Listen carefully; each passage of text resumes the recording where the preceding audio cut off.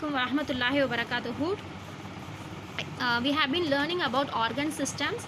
In that, digestive system, respiratory system, circulatory system, excretory system we have learned. Now our topic is nervous system. Nervous system is nothing but an integration of nerves and specialized cells called neurons.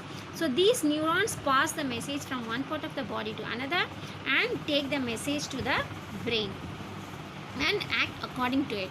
So this nervous system, these are the nervous system, the whole nervous system of our body.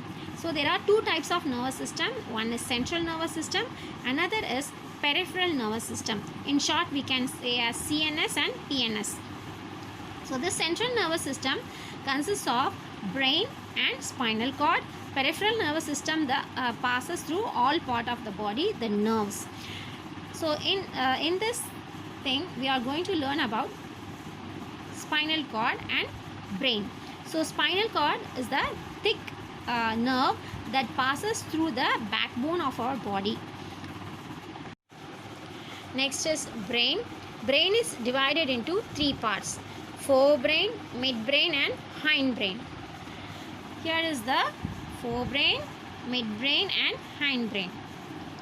So forebrain is otherwise called as cerebrum, midbrain is otherwise called as cerebellum, and hindbrain is brain stem connected to the medulla oblongata. So here the forebrain. The forebrain consists of cerebrum, thalamus and hypothalamus. It is the largest part of the brain and it is the center of human memory. It is responsible for intelligence, imagination and reasoning. So next is midbrain. Midbrain is cerebellum. So it lies behind the cerebrum. This is the cerebrum and cerebellum. So here it coordinates the movements of the muscles of the body. This is the responsible for the movement of the muscles of the body and it helps to maintain the balance of our body. Hindbrain is medulla oblongata. It is connected to it and it is also called as the brain stem. It is called the vital knot because it controls all the breathing, heartbeat and involuntary muscles are controlled by it. So the brain and the spinal cord is connected by the brain stem. So next we will learn about peripheral nervous system. That is the next part of the nervous system. The second part of the nervous system.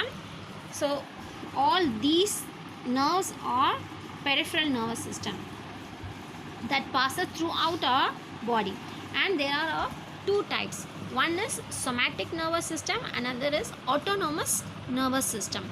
So somatic nervous system takes messages from organ to brain and brain to organ, where we react to the somatic nervous system. But autonomous nervous system, they don't have to be controlled. They act without any knowledge. Controlled nerves of the inner organs of the body like heartbeat and all that is controlled by the autonomous nervous system.